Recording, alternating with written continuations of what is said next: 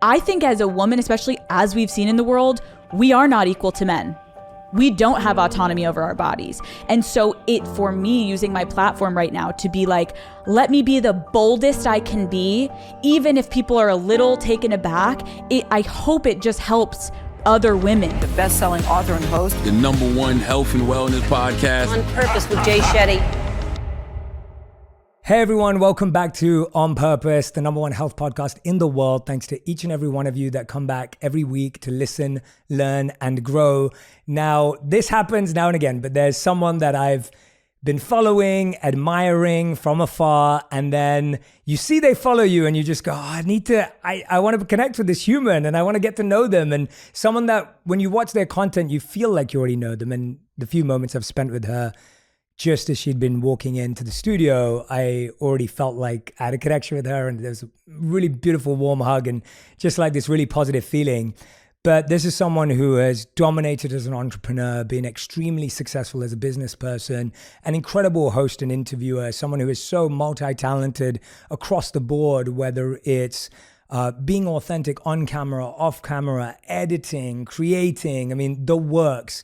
And I'm speaking about the one and only Alex Cooper, creator, host, and executive producer of the hugely successful, which is an understatement, the podcast brand called Call Her Daddy. Alex is one of the most listened to female podcasters in the world with millions of listeners per episodes. And Alex continues to break all boundaries by shattering stigmas and stomping on misogyny, all while keeping mental health and personal empowerment at the forefront. And that's what really drew me into her work, was when I started to see her talk about mental health and well-being and habits. I was just blown away. And I was like, we have to make this happen for our On Purpose community. And to the millions of devoted Gen Z and millennial listeners, the Daddy Gang, the Call Her, which I'm a part of, the Call Her Daddy brand represents a new set of values and standards. And in addition to Alex, has a successful merchandise line, as well as several exciting businesses and endeavors in the pipeline, which I can't wait to discuss. Alex, welcome to On Purpose. Thank you so much for having me. I need to make that like my alarm clock every morning of just really hype myself up. Oh my God, you are so good at doing those intros. No, well, it's part of this culture that I adopted through living as a monk. And it was just when you met someone or when you introduced people, it was always part of the culture to genuinely feel awe with who you're in front of and to genuinely take in what they've done, because it helps you feel more grateful when you're with them. I feel very grateful to be with you today. I feel more inspired. I feel like I can learn. I feel curious. And I feel often, at least from the culture I grew up in, we always played people down. We always kind of thought, oh, well, we don't want to say this stuff about them. But I actually thought you have a worse conversation, because then you're thinking, well, what do I have to learn from this person? Or this person's probably going to be up themselves. So what am I going to get? Yeah, that's and actually, it ruins the vibe. That's a great concept, because I feel like with social media, people now, everyone, millennial, Gen Z, everyone's like, we're all egotistical. And so sometimes you try to downplay what you're doing, but it's actually such a great concept that you're taking a complete different spin. You're like, let's actually embrace our successes and everything we're doing and embrace it and enjoy it, rather than feel shamed and want to be hush hush about it. Or on the other side, don't be jealous of someone if they're thriving, and because you can learn from them. I'm so excited to sit across from you today, because I'm like, Jay Shetty, let's get into it, because I'm geeking. I'm a huge fan. What you're doing is so incredible. I listen to your podcast, and I don't listen to many, but I'm very excited and humbled to be here. So thank you. Oh, that's the biggest compliment. I had no idea. So now I'm blushing. If you're listening, we're both blushing. And I have to tell you this, because I just love people knowing this, and I really appreciate that coming from you. But I have a rule that whenever we bring on a new team member, one of the questions I ask them in the interview is, who would you love as a guest of On Purpose? Who would that person be? But then Helena, who's our podcast producer, it was you. And she was just like, yeah, and I was like, she's already scheduled. Helena, I love it. Daddy gang, daddy gang, daddy gang, daddy gang. And so it was just this beautiful feeling where she was like, yeah, I'd love Alex Cooper. And I was like, we've already got her schedule. She's coming on the show. It was already happening. I'm honored. Thank you. So anyway, you have a lot of love in our community for you. Thank you. We're all big fans. But let's dive straight into it. Let's get into it. For me, when I'm observing someone like you, looking from the outside in, I think one of the things that fascinates me is what's someone interested in behind the camera? I just saw you in Italy. me and my wife were so jealous and FOMOing because we used to go to Italy every summer when we lived in London. We're both born and raised in London. What was your favorite thing about Italy? The food, the pasta. I have never been. I rarely take like big vacations like that.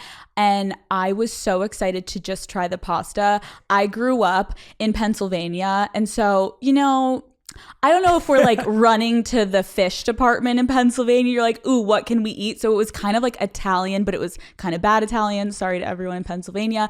And so, but I've always loved carbs and I was an athlete. So I'm like, when I get there, it was breakfast, lunch, dinner, pasta, let's go, dessert, pasta, let's go. So it was amazing. But we went to the Amalfi Coast. That was beautiful. I just felt so fortunate to be there and it was incredible. Yeah, I love that. Yeah, I was genuinely living through your stories and I was just like, oh, I want to go back. So we're planning next year now. Amazing. But everyone from the US felt like they were in Italy this summer. Everyone. Like everyone I know. Every single person on my Instagram was in Italy. So I was like, okay, great. I'm going. This is the first year I won't have FOMO. Because I always see people in these places like Ibiza or, Mykonos. And I've never been any of those places. And I was like, this year I'm going to Italy and I'm doing it. And it was amazing. One of the things I love about you in person that I'm observing is that you're so warm. Like from the moment you walked in, so warm. Like, I love it when someone gets out their car and they arrive at my home, the first thing I want to do is hug them. And when I see that same energy, I'm like, this is awesome. But one of the things people observe about you online is that you're confident. You're very confident on the podcast. You're very confident in your stories, which is a beautiful quality. Was young Alex confident too? I know we've heard about like you grew up in front of the camera with your father and like, so was confidence always easy for you? And how has your journey with confidence evolved? The answer is no. Absolutely not. It's actually been interesting because the past year I've really started to get into this in therapy with my therapist. And I haven't really, I think I've mentioned it a couple of times to the daddy gang, but I don't talk about it a lot because I'm still kind of going through it in therapy. When I was younger, I had a really hard time in school. Not grades wise, I was a solid B. Let's throw it out there. Maybe if I tried a little harder, we could have gotten some A's, but I was severely bullied for my looks. I was super, super skinny. People made fun of me, said that like I looked like I had an eating disorder. I had awful, awful acne to the point where like I would beg my parents to like let me stay home from school. And it was so bad. And I turned inward a lot. Like I never wanted my parents to know that I was going through it because I was ashamed. It's embarrassing to not be able to connect with your peers and also I was physically bullied. Like the boys would be like, let's play a game. Her legs are so tiny. Like if we trip her, they will snap in half. And like, it was awful. And I never really talked about it, but what got me through it actually was my dad works in sports and he's a producer. And I remember at like 7 years old, he handed me a camera and was like, go make something. And so my escape from really I hated everything about myself. I hated my skin, my face, my hair, my teeth, my body, my torso, my legs. Like I could pinpoint every single thing about myself that I hated. And it was almost everything exterior wise. But inside, I knew I was a good person. I knew I was a good daughter. I knew I was a good friend, but I felt like it was all based on looks of why I was getting bullied. So I turned to creating content. That's what was my escape. And I would go in my basement and I would make music videos, or I would write scripts and make like little short films or silent films. And I would put on wigs and put on outfits and makeup. And it was the first time that I truly felt safe. Like I could be fully myself. Meanwhile, I was fully alone. So I'm like a weirdo in my basement. But it was that and soccer specifically. I played extremely competitive soccer and I realized why I felt so safe also and seen in soccer because it was all women. Can you score a goal? Like, what are you doing? So what are you bringing to the team, So I don't talk about that a lot because it was actually interesting. I recently was interviewed by the New York Times, and I don't do a lot of interviews. I read that piece. And it was in a follow-up conversation. We had like an 1.5-hour interview.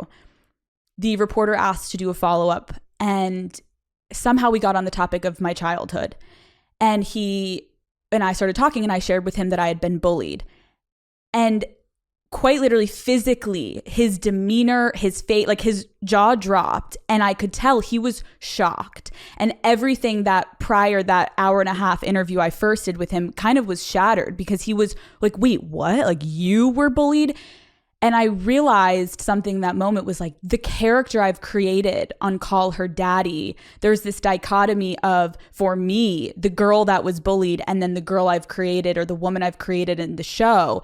But I think a lot of people have a hard time, because everyone wants to put things in boxes, understanding like there's no way Alex Cooper, the confident Call Her Daddy girl, could have also been bullied when she was younger. And what I've come to realize in therapy is actually that ugly, awkward, acne girl is who started Call Her Daddy. Because if I had not gone through that, there's no way I would have started Call Her Daddy. I remember reading Malcolm Gladwell's Outliers. And it was like, you've got to have 10,000 hours to even be considered an expert. By 8th grade, I was considered an expert in editing. I was like obsessed with creating content. And so that's kind of a little bit of my story, where I definitely struggle sometimes to open up about it, because I'm also aware on the internet, sometimes people are like, you're lying, that's not true. And I think it's hard for me because it's still so raw. Like, I still haven't even fully gone there in therapy, that I don't talk about it a lot, because I don't want to be dismissed or questioned over something that is so personal and still really hard for me to talk about, I guess. Yeah. Yeah. Well, I want to thank you for trusting us and me, and being vulnerable, but also talking about the complexity of vulnerability. I think we live at a time when if someone is vulnerable, that everyone's response will be like, oh, like, you know, or A, people think that's why someone's doing it. B, if they don't think that and they think you're just being vulnerable, sometimes it's complex to say, well, maybe it wasn't that hard as someone's making it out. And then there's a third where it's like, well, can we just listen to someone's experience and recognize that? I think if all of us reflect, like, I just realized we have so much in common, which I had no idea. And if you looked at it from the outside, I don't think people would think we have much in common at all, which is partly why I love conversations like this, because I'm like, these are the conversations that bring me to life. So I was bullied for being overweight growing up. I was obese growing up, and so was my wife, actually. And so separately, we didn't know each other at the time, but we were both bullied for being overweight. I was bullied for being Indian because there weren't many Indian kids in my school. And so the color of my skin and all the rest of it, I was bullied for that. And I wasn't the coolest kid in school. I was a straight A student. So I was the opposite. And it was like, and it was considered dorky to be smart, especially where I grew up. And so I dealt with all of that too. And so when I'm hearing you say that, I was beaten up at school regularly. My mom used to come defend me in school. Like, that was really embarrassing. Like, and even now when people are like, no way. Like, and I'm like, no, that was my entire childhood. And for me, I turned to listening to Eminem and writing music. So I did a lot of spoken word. I used to produce music. It's why I love word and language and just the artistry of what you can do with words. And then when you said you played soccer, which I know, but I'm like, that is my first love. Like, if I could be anything in the world, it would be a professional soccer player, like beyond everything. That is crazy to hear, because I agree with you. And that is why I love podcasting and why I love your show, my show, is like, you really have no idea what one you can connect with someone on, empathize with someone on, or just like learn about them. And I feel like we've gotten to a point where we want to like discredit and call people out. And it's scary to be open and vulnerable on the internet. And I think like almost my persona, there was parts of me that I had to like try to claw back what I started for Call Her Daddy, because I was like, hold on, I need to also like, there's other parts to me other than this salacious, wild, crazy. And it was a great transition for me, which I know we'll get to. But the bullying thing, when you're that young, and truly all that matters is peer acceptance, and you feel so alone, you hate yourself. And I realized recently, like, I know my persona is one thing, and that's why I always struggle with this. I'm like, oh, I gotta like ease my listeners into like me talking about this, because it's a complete different side of myself. But we all have that, right? We all have those things. Like, I remember the first time I shared this with my mother was when I was 21 years old in a cab, that I had been bullied. And I told her, Mom, in high school, I used to put on 3 pairs of leggings, tape it to my leg, and then put on my school pants just to hope that everyone would think my legs were bigger. Wow. And by the time I would have soccer practice after school, my joints were in so much pain from sitting in class. And I told my mom this quite literally as we're pulling up to Penn Station. She was getting out and I was going to keep going. I told her this as she's getting out of the cab and she's like, Alex, like what? And it was my defense mechanism of like, I don't really want to talk about it, but I need to let my mom know what I was going through. When I look back, thank God my father has been the most supportive person in my life with my career. And I'm so grateful for that. Like any moment I needed anything, he was like, let's go find you. I want to make a green screen in the basement. And he's like, let's go to Joann Fabrics. Like, here we go. Let's go to Home Depot. Like, let's go lights. Like I was so fortunate to be raised by people who support me. But I also realized I had these like people pleasing tendencies and I still catch myself doing it in media. Like, I just want to be liked because of my childhood, because of feeling left out. And it's hard. And I think comparison, like my best friend was the beautiful doll baby, perfect girl that I wanted to be. And it's like, there's so many remedies I tried to look up on Google when I was younger of like, how to like fix your skin and how to make your legs look bigger. And is there a procedure? And it was like, I just can't believe how much I hated myself. But I truly don't believe I would be sitting here if I hadn't gone through that, because I think that's the thing, like you just said, you had no idea what I went through, right? Why I feel like I am half decent at my job is when I sit down with people, there is this empathetic side to me that, yeah, maybe I don't need to talk about, because I don't think I need to prove anything to anyone as to why I'm a good friend, why I'm a good daughter and partner. But like, it really does come from feeling so alone and isolated and hating yourself that in those moments when I'm in my basement making and creating, I had to find a way to love myself, because I found like this journal of mine when I was younger. Oh my God, it's so sad. And it was like really dark thoughts of like, what if I did this? Then the kids would feel so awful. And it's like, whoa.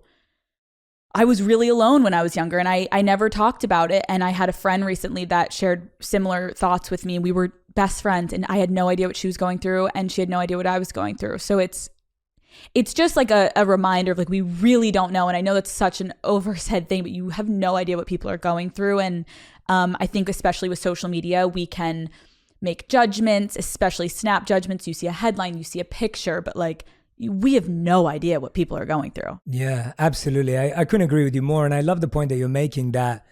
And I think everyone has it through some way, whether it was your parents, whether it was your friends, whether it was your peers, there was someone who made you feel less than in your childhood, inadequate, incomplete. And now we're all in our creative endeavors seeking that completion through whatever role, character, whatever it may be. And I think people forget that half the time the most successful people who do the most incredible things did them because they had this huge gap and hole to fill. And the world needed to fill that hole and gap. Absolutely. Only then to realize that doesn't work either. Right. To then have to go the other way. But sorry, you were going to say something. No, I agree with you. It's like there's a reason I'm so passionate and interested in what I'm doing. It's because like I love connecting with people. I love learning about people because I know that the dichotomy of call her daddy girl versus ugly, awkward, acne girl, it's like you don't expect it and you don't really understand it until I fully explain it, which I know I haven't explained yet. But it's when I sit down with people, I love learning about people because we're all going through such similar things. It may look different. It may feel a little bit different, but depression, anxiety, happiness, love, joy, whatever emotion, like we are all human beings and we genuinely actually all can connect. Yeah. Every single person can connect on at least one thing in the world. And so I feel like we've kind of lost that along the way. And I think with shows like ours, like I hope it brings a little bit of that authentic nature back because we're looking past like what could be inside of someone. We're just looking on the surface level. And that to me is a nightmare because when I was younger, I didn't want anyone to just take me by my looks because then I wouldn't be given the time of day. Yeah, it's incredible to hear that. I was literally having the same conversation. I was with one of my clients this morning and we were talking about this. And he was saying how unrelatable his life has become now through his success and everything that he's gone through. And I looked at him and I was talking to him and I said to him that, you know, I'll be honest with you that whether someone's rich or not, famous or not, if someone goes through a breakup a breakup hurts the same because none of the other stuff is medicine. Like none of the other stuff is the cure. So whether you have fame and status and wealth or whether you don't, if you go through a breakup, if you lose a parent, if you lost your job, like, or you missed out on an opportunity, there is a similar amount of experience, human pain that you go through. And I think what you're saying is really interesting though. Like, I think you're talking about that time. People always often ask like, oh, what advice would you give to your younger self? With you, I'm more interested in like, what do you think your younger self would say to you now? Like if that acne girl like saw you now as you described her, what would she say? What would she think? If younger me only knew like, Alex, you're going to make it, you're going to like, your dreams are going to come true. Like you're going to get out of this. I remember one of the boys I went to middle school with that bullied me ended up going to my college. And at that point I had a little glow up, KJ. And he was like trying to hit on me and giving me all this attention. And it only made me just feel actually awful because I was like, I'm the same person. Yeah. I'm the same exact person, if not like more grown and obviously experienced and have a little bit more of a higher IQ at this point in my life, but I'm the same person to my core. And you're only treating me differently because I got a prescription for Accutane, got some hair dye, got my braces off, put on some muscle because I'm playing soccer. Like it's quite literally just the physical as to why you're acting differently towards me. I think my younger self would look at my older self and would not even believe it, probably. I actually was thinking like, what would I say to someone that's younger and going through this? And it's like, there's nothing of like, walk into school that day and stand up for yourself. It's actually like, find yourself in your alone moments because you're all you have, truly. And so trying to get peer approval, sure, it may make the moment a little bit easier, but like these people don't actually matter.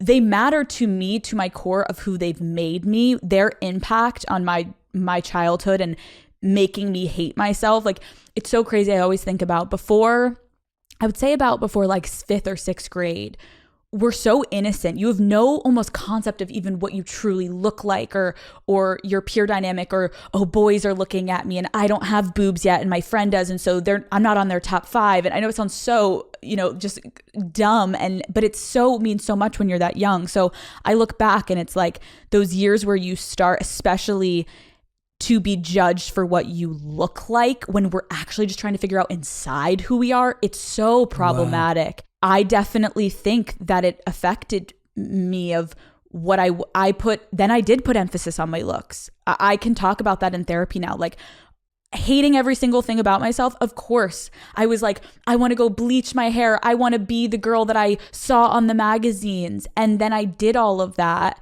And I even look back at pictures of myself when I took it way too far, but it was all just for me to try to feel like the women that I thought had it all because they looked a certain way.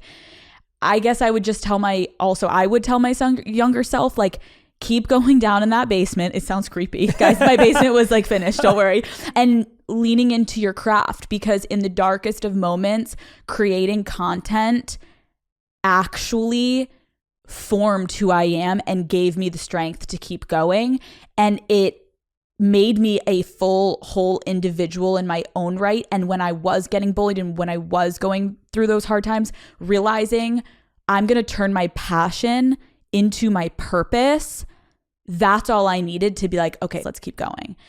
So I was really fortunate to find that at a young age, but I think a lot of people do. When you're at a young age and you are going through something so hard, you find that outlet, right? And everyone has that one thing that they're like, I love this. And I'm just fortunate enough to have made that into my career. Alex, I love listening to you. Like, I am just so happy right now because I'm like, what we're hearing, and I love what you said earlier, that you're in therapy right now, you're working through this, and so you haven't shared so much of this, but I'm just hearing so much coherence and so much clarity, and it's so beautiful, like hearing someone who's gone through so much pain, so much stress, and yes, externally there's the success, but then to hear what's happening internally, and you've just reminded me of a moment of my life. I remember being at the final year of elementary school, or primary school as we call it in London, and there was one girl that everyone fancied in class. And I fancied her too. Like, she was the cutest girl in school. We're like 11 years old. So whatever cute means at 11. I think it was the first time I'd ever liked a girl in that way. I come late to school one day and everyone's looking at me weird. Like, everyone's really looking at me really strange, and everyone's laughing, and some of the girls like in the corner, like laughing and pointing. And I'm thinking, what happened? Like, what did I miss out on? I can't remember why I was late, maybe doctor's appointment, whatever. Then I found out that all the guys who equally fancied this girl had told the girls that I fancied her. So not anyone else knew apart from just me. And I was considered the ugliest, fattest kid in school. And so now she knew this. All her friends were laughing. And then the rest of that day, they all stood. I used to be a goalkeeper because I wasn't very athletic at the time. I used to be and goalkeepers are very athletic. So no offense to goalkeepers. At least at that time, when you're a kid in school. It's okay, Jay. I'm just like, you know.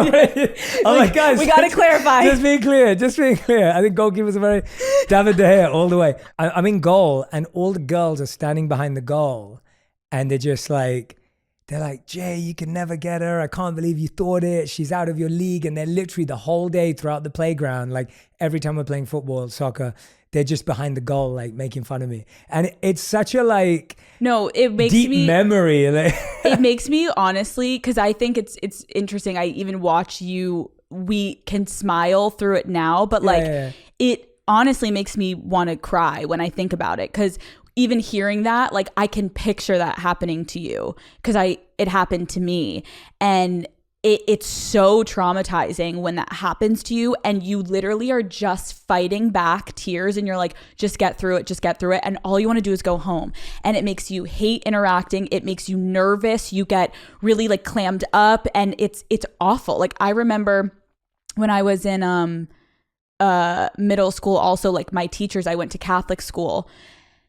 And I just like never thought I belonged in Pennsylvania. I was like, what am I doing here? Like, I knew I wanted to do something that was definitely like big, but I also knew this is a very conservative town and we were shamed for anything regarding anything because it's Catholic. And I remember we weren't allowed to wear makeup and I was breaking out so bad. Like, it was so awful this week. And it was finals, so I couldn't skip school. Like, I would beg my mom to let me skip school. And she, thank God to my mother, would see when I was really struggling, would be like, okay, you can stay home. I put a tiny bit of concealer over some of my acne because I would sit next to this kid that was like the coolest kid in school. And I would always be so upset because he got to see that side of my face. And in front of the entire class, my teacher, I want to call her out, Mrs. G, I'll just say, okay, I'm like getting there. She comes over to the entire class and looks at me and goes, Alex, you're wearing face makeup. Go to the bathroom and wash it off. She escorted me into the bathroom, made me rub my skin raw in a school bathroom, no soap, just water, scrubbing it off. My face was so red. And I remember just being like, can I go to the bathroom? She's like, no, get back to class. And I just trying to hold back tears and my entire face was inflamed. And I was like, so now I'm not even experiencing bullying from kids. Like, this is like, how does this teacher not know? And she has kids. So it was a lot, but I will say it made me who I am today. I look back and I'm like, had I not gone through all of that, like I said earlier, I know who I am now. I didn't back then. I was trying to figure it out, but I know who I am now. And I know my morals and my values. And I know that a lot of that stems from the pain that I went through. And I am a very empathetic person. Maybe I don't show that a lot on my show, but I think it's all relative. I'm like, oh, if I could go back, would I redo it? No, maybe I would have wished I told my parents a little bit more. But still, I think it made me really turn inward. And that created a different level of strength and self-reliance that like I can't even put into words. So that is such a powerful point. I mean, you've made so many amazing points that I'm going to be drawing together for all our listeners at the end. But like, that is such a powerful point that I think, and I don't want to tell people to go either way, but there's a different strength that comes from going inward than the strength that's required from asking other people for help. And both strengths are important.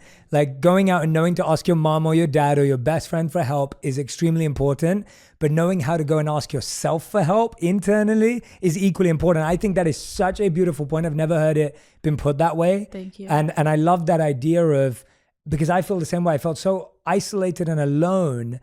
And even today when I feel that way sometimes, but now it's become solitude. It's become a strength because I've got used to depending on myself. And I know what that feels like when I'm Absolutely. Like, I'm all I have. Mm-hmm. And I know what that feels like. So now it doesn't scare me. Totally. Whereas at 12 or 13 or 14, it really did. I think one of the things we're talking about is an evolution in identity and awareness. And this has been something that I've struggled with as things have become more public as well. Because, so I went from being that kid that was bullied to being fairly in with the cool kids in high school, to then going to college and being a budding spiritualist. Like my college life, if anyone met me at college, they'd be like, Jay was like nice and loving and spiritual and mindful and all these things that I was practicing. If you spoke to my high school friends, they'd be like, Jay was a party animal. He drank too much. He was crazy. Like he was the class clown. Like he tormented teachers. Like that was my reputation. And so you get this complete dichotomy. And I feel like every transition my external life took, I saw it as an opportunity to become who I wanted to be. So as I left high school, I wanted to become this mindful, thoughtful individual, and that's what I was at college. And then I went off to be a monk, which was a whole different external identity. Left that, and now obviously doing all of this for the past few years, and so many more in between. But the point is that I've given myself permission to accept that I am the same and different person all at the same time. So beautiful. Right? Like, Yep. and I've given myself that permission even when other people haven't. Mm-hmm. And I feel like I'm constantly going through that where I did used to be a monk. I'm not now. I'm married. I have a home. I have businesses. I have money. Like so life has changed. But there are parts of being a monk that are still me. They're still there. I still think like a monk, and there's parts of my lifestyle that are still like a monk. There are parts that are not. So coming back to you, you've also been on an evolution of identities. We've just talked about a very clear one.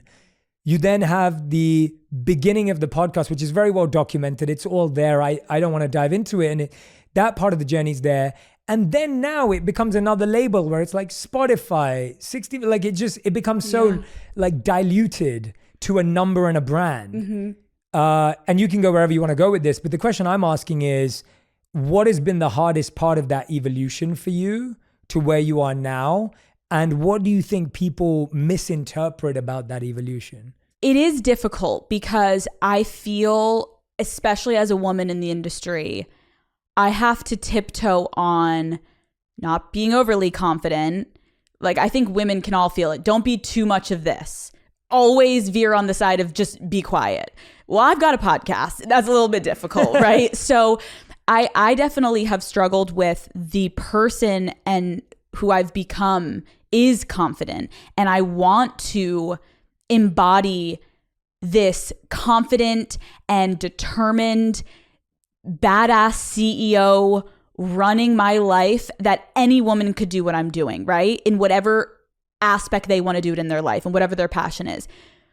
But it is difficult when then I walk into board meetings or meetings with these men and I'm like, I'm telling you what I want. And I feel like if a man was sitting here, it would be a very different conversation. If anything, he'd be going light. And so I've struggled with, why am I always called the female Joe Rogan? Does anyone say, oh, Joe Rogan's the male Alex Cooper? No, we have similar numbers. We have really loyal audiences. We both are with Spotify. Like, and no shade to Joe. I'm actually just saying it's frustrating that it is a dequalifier. It's comparing me. It's not even comparing me. They're just saying like, oh, she's basically him, but like as a woman. I don't want to be compared to anyone.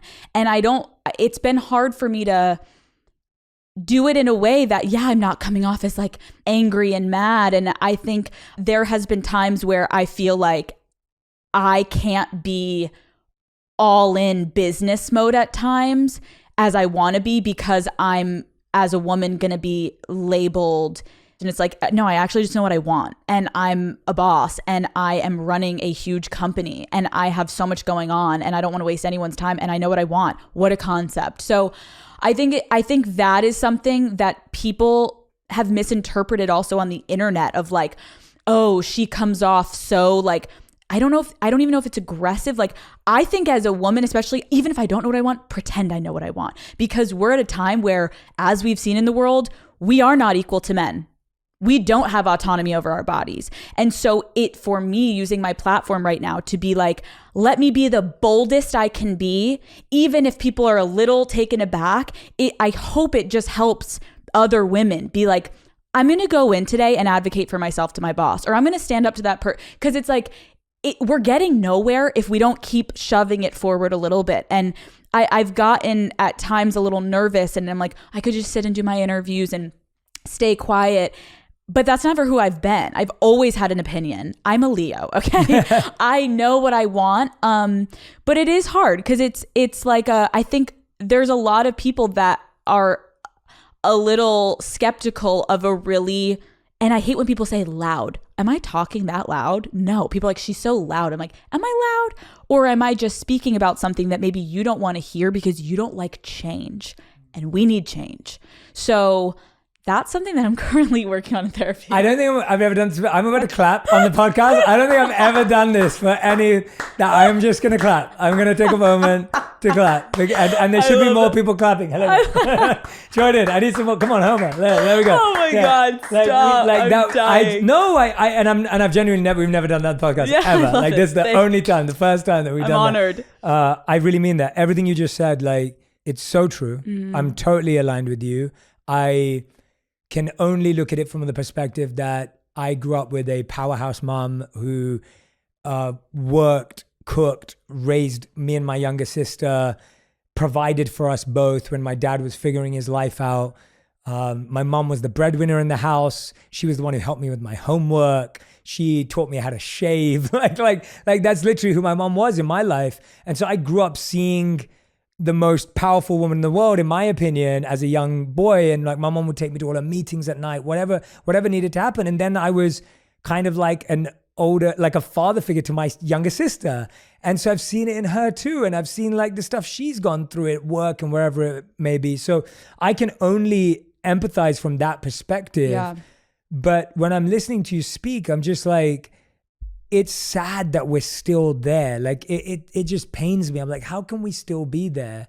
And how can we still be stuck there?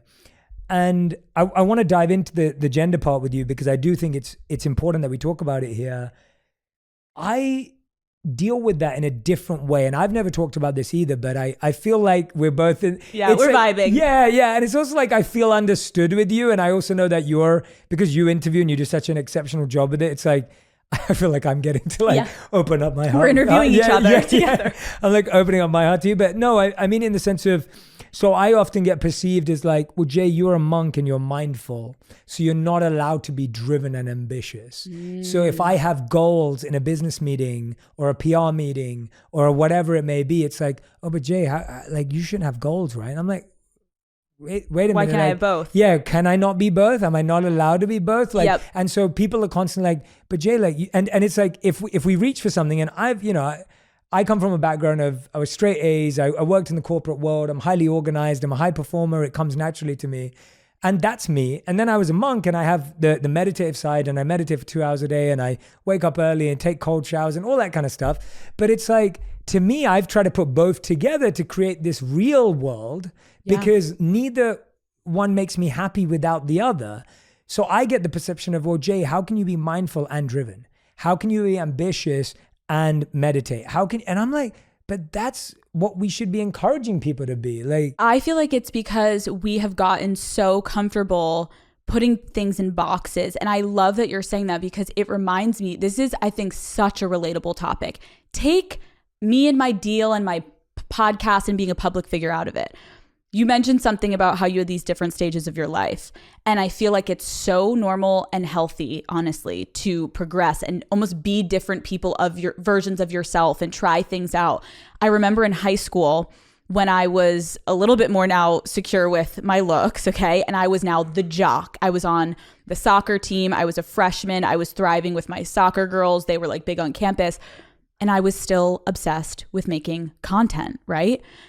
I was so embarrassed that I was in the video production class because my video production professor, God bless him, he was, I guess people would consider like a little nerdy and a little too techie. And I was like, I am so honored to be his student and have him teach me. We would watch movies after class, and like not in a creepy way, but he was educating me on film. And before me too, we would watch Alfred Hitchcock. I remember the first time he showed me Psycho. And so I was learning, but I lied to my peers because I convinced my mom, please, can we go in and talk to the dean of students? I want to do video production for all 4 years as my elective. I never took health, which is interesting. Never learned about sex education. Okay. So interesting. But I remember people being like, why are you in that video production class for all 4 years? This is so weird. And I was embarrassed and I lied and I was like, I don't know. Like they think I'm good at it. So like, whatever. I don't have to take health at least. Like whatever. I downplayed it. I was so passionate. I loved it more than soccer. It was literally my existence. It felt like that is why I'm here. This is what I'm meant to do. But I was so embarrassed because I couldn't be a jock and also a tech girl, like a tech geek or whatever they would call me. And so I tried to hide that part of myself. And I feel like a lot of people do that. Even hearing you say that, like, why can't you be mindful and also determined? And it's like, I actually think that is such a beautiful human being when you can combine all the different parts of yourself to all be in a somewhat cohesive working situation. It works so much better for your mental health. We shouldn't all just be narrow-minded. We shouldn't just have one thing that we're focused on.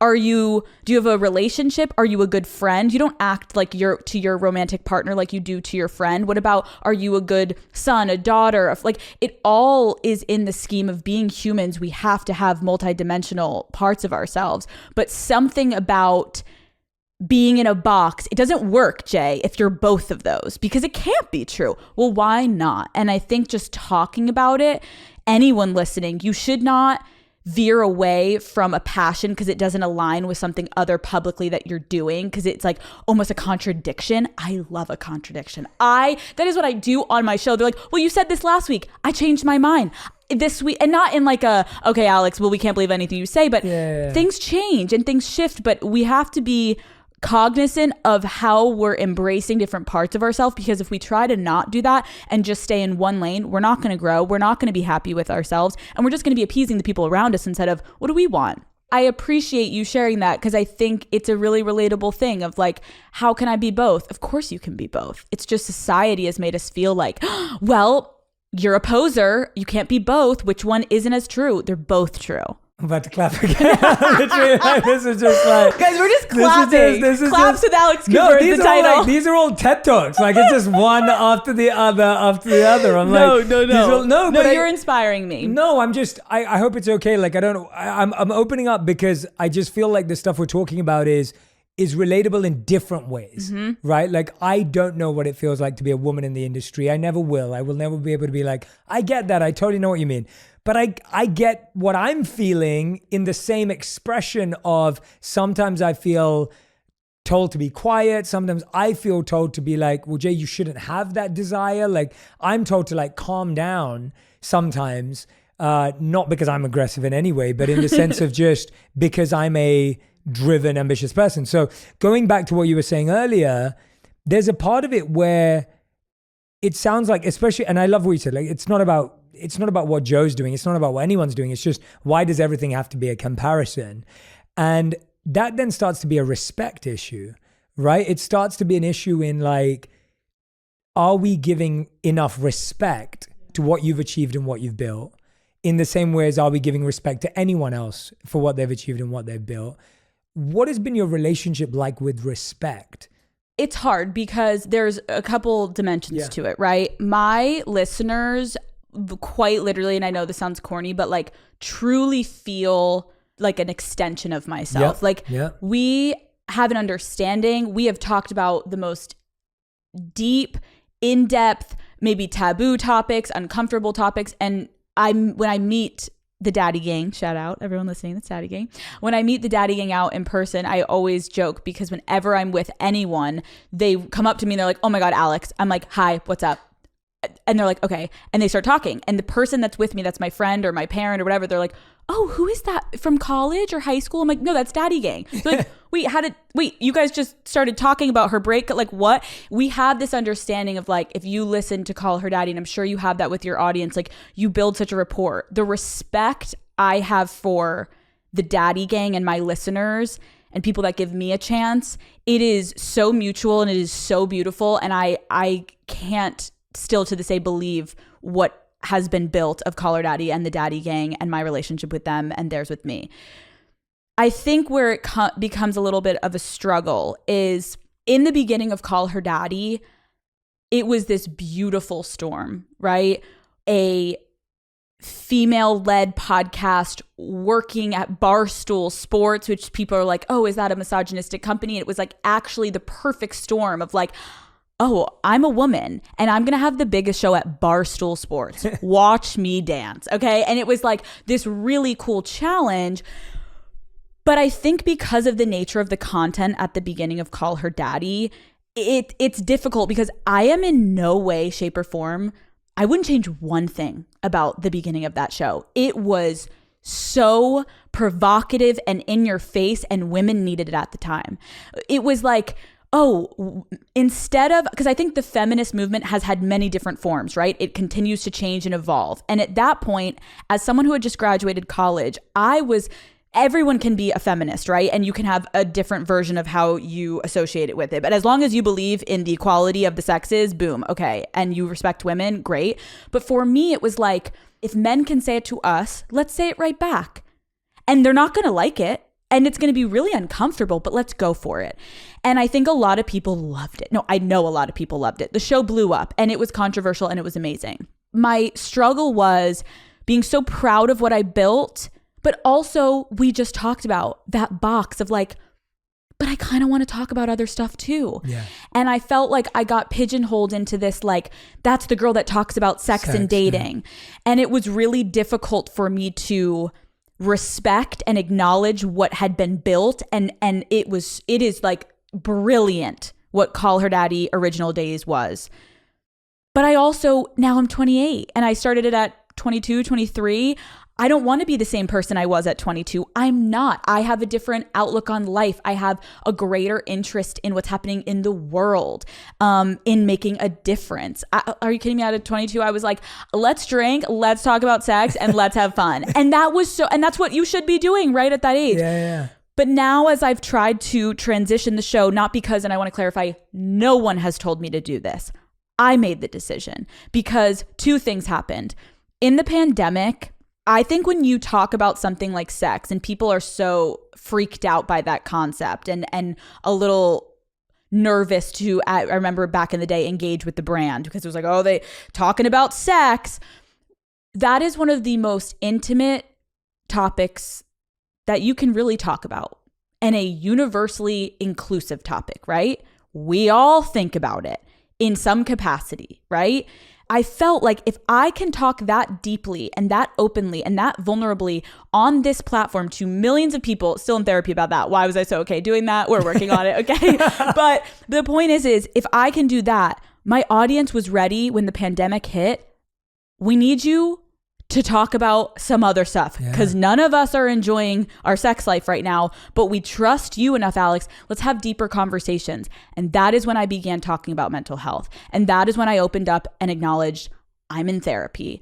And the stigma around therapy, to I know a lot of people, is what's wrong with you. My mother is a psychologist. I grew up where mental health was the number one prerequisite in the house of how's your mental health? What's going on in your head? Where are you at? So I think that transition for Call Her Daddy for me felt so organic. It was like, of course we got to talk about more stuff. It's like eventually you graduate from high school, you got to go to college, or Algebra 1, we go to Algebra 2. Like Call Her Daddy is cemented as one of the best sex and relationship podcasts. There's 80 episodes. It is fire. You can learn some amazing tricks of the trade, okay? But what's next? And I could feel my audience ready for something new, and I was ready for something new. I wanted to explore other topics. Not that I'm not going to continue to talk about those things. And that, I think, was a difficult transition that some people that don't want change, not my audience not only stayed with me, but then grew, because people are like, oh, we're spicing up a little bit. There's more topics. There's more conversations, just not about sex. But I saw people that didn't like the show in the beginning. They're like, nope, you're still the sex girl. You cannot be talking about mental health and talking about sex. You can't tell me you're talking about sex in a deep conversation that has to do with mental health, or you're not getting deep enough, because, well, no pun intended. But but when I talk about that, it's like what we're going through in the world right now with sexual identity and fluidity and trying to understand. I mean, it's so beautiful now that we've started to embrace the concept of non-binary, and it's like letting people do what they feel comfortable doing. That is mental health, and that is sex, right? Mm-hmm. So I think the struggle of respect has been people not loving me venturing out and straying away from what initially was the bread and butter of Call Her Daddy. And I have been an athlete my whole life, Jay. I love a challenge. When someone tells me I can't do something, but I will not lie, it has been so hard. Like trying to stay true to myself, authentic to the content, but also knowing and cognizant of the fact that there are people that are like, she's still sex, it's just sex. And I'm like, what? And so it's a difficult balance, but I've tried to just block out the noise, not read as many of the comments. And now I think through the new kind of version of the show, it's so cool that I've taken on these interviews. And kind of like going back to what we kind of said in the beginning, I'm having on these celebrity guests that everyone's like, oh, you're going to have on celebrities now. But the point was, and it goes back to what we were saying earlier, I love this challenge of like, you're going to leave and you will relate to Demi Lovato. You will relate to Miley Cyrus. You will relate to Chelsea Handler. Like these people that are coming on that seem so, their life is so unattainable. No, we can relate to them. And I've been fortunate that this new format, and I think through my therapy journey, and just because I know myself and I am a warm person, I am so interested in people's lives. I want to understand people better. It makes me better. It makes my audience better. Almost every single time a guest leaves Call Her Daddy, they say, wow, I have never felt so comfortable in an interview, and I've never opened up as much as I did in this interview. And I take pride in that because I put a lot of effort into making people feel comfortable, because when you're talking about really, really intense topics like we're talking about today, you need to be open-minded. You need to come into it unbiased, and you need to provide a space where it's like, you're safe. Let's have a conversation and no judgment. And I think a lot of these celebrities feel listen, there is no denying, we're not saying they don't have privilege and they don't have so many resources we don't have. But it's trying to humanize. And I think in a cool way, my listeners have loved the new kind of version of Call Her Daddy. And then I guess this is the last part of also, I don't plan. There's one day that it's not like I need an episode like this one day and then this. It's every week I walk in and I'm like, I think I know who I want to interview because it feels right. And I read all the DMs from the Daddy Gang, and I still have all my social media accounts. No one runs the Call Her Daddy account or my account. And I just read all these DMs of someone struggling with a narcissistic parent. And immediately I'm like, let's get Dr. Ramani on. Let's have her come on. Let's talk about how to survive a narcissistic relationship. Like, it ebbs and flows. I would love to be like, I have this perfect structure. I am eyeballing it because I also am a consumer, and I'm like, what am I interested in? Because I love being in tune with my audience, that I'm able to be like, I know what they want because I want it too. It's an ebbing and flowing relationship with respect. There's always going to be haters. There's always going to be people that want me to fail. But I do think specifically this last year, I've come really into my own of like, I want to make amazing content for the people that want to listen. And if you don't want to listen, you don't have to listen. But I always do say, give it a chance, because you will be surprised at the new Call Her Daddy. It's different. And I'm really proud of it because I put a lot of work into it. And you should be. I personally am a fan, and I've loved the evolution of it. I've watched a ton of the interviews. I mean, for me, I couldn't agree with you more that whoever sits in front of me, whether they're a celebrity, whether they're not, whether they're a scientist, a doctor, a host, whatever they may be, like, I just want to create exactly what you said. Like, we're so aligned on that. Like, create a safe space where people can feel they can be themselves and they're not being forced to be someone, and they're not being forced to be the one version that we see. But I think what I really took away from what you're saying is that even though you're right, I know what you're saying, that there's no weekly structure. It's not like you're trying to figure out like, oh, we're going to do this and that. Actually, when you hear you explain, when I just heard you explain how sex and mental health are so interconnected, that is very coherent. And that's very cohesive. So even if there isn't a plan every week of who you're talking to, all that kind of stuff, that makes a lot of sense. Yeah. And it's like no one would ever know that or think about that. And this is what I think. We think so shallow now, right? Like everything's a shallow thought. And when I say shallow, I don't mean the subject matter. I mean how deeply we consider an idea. So Alex has changed what she talks about on her podcast slightly, right? She's still doing the sex podcast. She's still talking about those things, but she's also talking about mental health and therapy and whatever she wants to talk about. That's a shallow thought. Oh, Spotify's told her to do that. She can't talk about sex anymore because whatever, right? Like whatever it is. I don't know what it is. I'm literally making stuff up. But then when you take that thought deeper, you go, okay, wait, when I actually listen to Alex explain it, she's like, I should be willing to talk about mental health and sex because they're so interconnected. They are. I should be able to talk about mental health and anything in my life because it's so interconnected. And I feel it. I just love that description. Like I'm just holding on to that. That's my biggest takeaway from what you said, because I think it's unhealthy mentally, emotionally, spiritually, psychologically for us to think that any subject matter is separate from any other in the human experience. I agree. And I feel like, especially with sex and having been a woman and trying to now, like, I'm not trying to get away from it. I'm just trying to prove like there's other things about me. What a concept. And that respect has been something that I keep pushing up against, of like, it almost, I think at first, I'll be honest, made me want to go so far away from it because it's what everyone just wanted to pigeonhole me as.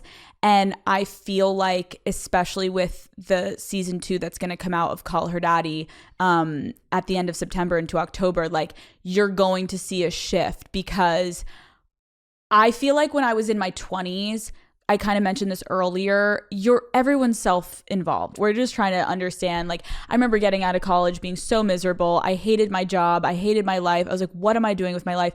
You're just trying to quite literally survive. And where I'm at now in my life at 28, I just turned 28, and I feel I genuinely have a different interest for what is happening in the world. Like, I know this may not be the most relatable thing, but like, I have one of the biggest platforms specifically. Well, I know, I just found out my show is the #1 biggest listened to show for women in the world for a podcast. All I think when I hear that, that's great. Let's frame it. My mom may frame it. Responsibility. That's what I take from that. How am I not going to start talking about deeper topics and things that are genuinely going to affect generations to come? Having such a big platform, I feel a sense of responsibility of, what am I doing? Open my eyes, start reading the news. Like, I just feel there's a different level that I'm taking this show to. And it's not to become preachy, and it's not to become political, and it's not to become in your face. It's going to have that same genuine nature Call Her Daddy has always had. I am coming to them just having a conversation. I want both sides to participate. I want people to feel so comfortable. I'm not asking you anything. I'm just wanting people to listen and to maybe have a thought-provoking conversation that could potentially change your mind or strengthen your view on something. I feel like in a world of such snap judgment because of social media, people are inclined to make decisions so quickly based off of a headline or a photo or whatever it is, or gossip. And I like how what I want to do with Call Her Daddy is, wouldn't you feel so much better if you could make your decision with a more 360 POV on something? And that is what podcasting does. Long form sit downs, get to know someone, get to understand a topic, an issue, an argument, and then make your judgment. Because that is amazing if you leave being like, I have the same opinion. Amazing. But now don't you feel better that you have a bit more of an educated opinion rather than a snap judgment? Or most times what people do when they listen to Call Her Daddy is, okay, I admit I was judging them. My mind changed. I just had someone on and all of the DMs were, I don't know if I really thought I liked them anymore. And now I'm obsessed again because I forgot what they went through in their life. And I was completely unattached to the empathy level because all I see is social media posts. So I hope people feel that. And again, I'm not trying to be this like preachy. I don't know what I'm doing half the time, you know, but I just feel a sense of responsibility. And I hope that my audience can feel like it's just a journey, because what else are we doing here? I want everyone to have fun. We want to have laughs. We're going to continue to have that. And especially being a woman right now, it's like, if I don't speak up, I'm not doing my job, and I won't be able to sleep at night knowing that I didn't do something that actually was just right in front of me that I could have done. And I have such a platform. And so I'm sure everyone can know what I'm kind of talking about, but yeah, vote. Okay. Well, yeah, no, I mean, personally hearing that, and you don't need to hear this from me, and I'm only saying it because I genuinely mean it. And for whatever it's worth, it's like, I love that. Like, I personally appreciate that so much, because I only went out to start building a platform in the desire to serve. Like, I only started this journey hoping that we'd be able to help people. It never came from anything else. It started in that place, and it's still in that place today. And when I hear someone who's like, hey, I was 22 and now I'm growing up and this is life, and I like look at that and I go, I love people who do that. And you know, a lot of people that I work with in my coaching practice, it's like, that's where they are. Like, they became famous through music, or they became famous through movies, or they became famous through whatever. And now they're having that same journey in their life where they go, Jay, I have like hundreds of millions of people who listen to me and they care about what I have to say. I don't want to be the person who just has a great home, business, and life. I want to do more than that. And to me, I think when people who have the opportunity to say that, and then go follow it up, that's when the world starts becoming a better place. It does. And I think it is really, it's a hard concept, especially when you have a podcast. I don't see all these people, right? Of course, yeah. You know, when I'm told, oh, your podcast is also the biggest podcast for millennials and Gen Z, I'm like, so that is an audience that has the opportunity to quite literally change the world. Yeah. What am I doing? Yeah. And it doesn't need to be every episode. I just think there's a different level of awareness I have right now, and I don't have it figured out. I am not perfect by any means. I definitely present a certain way on social media for my business, but like what I'm trying to do is just take my education public and just use this platform and not be better than anyone, just genuinely be like, I'm learning. I literally said to my team, and I was like, I will publicly say this, like a couple years ago, I remember when I got out of college, I had to call my dad and be like, I don't know how to, like, how am I going to vote, Dad? Like, what? I'm in Boston. I'm from Pennsylvania. Where am I registered? Like, I don't even know how to vote. And I am not ashamed to say that. I think people feel so overwhelmed with certain things in life of college does not prepare us for a lot, right? And there's a lot that we're like, what are we doing? And I think when you have people on platforms that are acting like you don't know what you're doing, it makes you feel ashamed. It makes you feel insecure. And then you just don't do anything. So I think Call Her Daddy also this season is really trying to just make it ingestible for everyone of like, I'm with you guys. I am also still like a couple years ago, my dad was helping me on TurboTax. Okay. I didn't know what I was doing, but I'm learning, and I hope that I hope that people appreciate me just trying to make a little bit of a change, because there's a lot of power in podcasting and in these really intimate conversations. That's the best part about podcasting. It is such an intimate relationship that we have with our listeners, and I don't take it for granted. So there you go. No, you're spot on. Like, I think we genuinely close off when we think we're surrounded by a community of people who know it alls, or And I think that's when people start to lie. That's when people start to hide. Like, I think everyone, like millennials and Gen Z, everyone right now feels the pressure to know how to be an investor. Like, because investing is the cool thing. Right. And it's like, if you don't know how to buy an NFT, if you didn't know how to buy crypto when it was like booming and everyone was like talking big, it was like, if you didn't know how to do those things, it was like, who are you? You can't be cool. If you don't know how to vote, like, oh, well, then you don't care, or all of these things. And it's like, I don't think any of those things were ever explained to anyone. And we're just listening to one random 30-second TikTok and being like, oh my God, I need to buy that. I need to do this. And I'm like, I fully agree with what you're saying. Like, yeah, social media has definitely made us all feel a little bit like we're behind. Like, Yes. what am I missing? Or I'm not in on that. Or I'm feeling excluded. Or maybe I'm not cool enough. I don't look a certain way. I don't know how to do something. And it's like, that's what I've tried to take a little step back from social media recently and really focus on. Like, I have the same 3 best friends since I was 6 years old. I have my family. I have my relationship. I have my amazing team now, Call Her Daddy, comprised of all women. They're amazing. I feel everyone's always like, what's the best thing that came from your Spotify deal? And I was like, that I can now hire a team of these amazing people. But I do feel like you have to also, everything's with a grain of salt on social media. Try to also just be more present. Like, I found myself the other month on my phone on TikTok scrolling. I'm by myself. There's a beautiful sunset at my new house and I'm scrolling on TikTok. And I, for a minute, had this moment of like, hold on. I'm watching a random girl in her bedroom doing whatever she's doing and I don't know her. And I'm sitting on my couch, lovely woman, whoever she is, wasting my time watching someone that I don't know, and this is not changing my life. Go outside, Alex. Go watch the sunset. Go take my dog on a walk. Be present, because it gives me anxiety, I realize, when I don't feel good enough. I don't feel pretty enough. I don't feel like I'm fitting the body standard. And then I start to spiral. And it's like, why are we doing this to ourselves? If we know that it's not helping us, I'm just trying to be a little bit more in the moment with my thoughts of, okay, so step back. You can take it out of your hand and put it down. And I know it's quite literally, doctors are comparing it to an addiction. So that's also something that's helped me with my mental health recently, is like really putting boundaries on social media. What are some of the new habits of this new Alex and values of this new Alex that are really becoming integrated into your life? Like you just said, like learning about what's happening in the world, like being well informed, educating yourself, taking that online, obviously therapy we've talked about. Like, what are some of the, I guess, the smaller habits that you've developed? Yeah. That's one of them, and that's a beautiful one. I always joked, I'm like, I'm a vow, I never say this word again.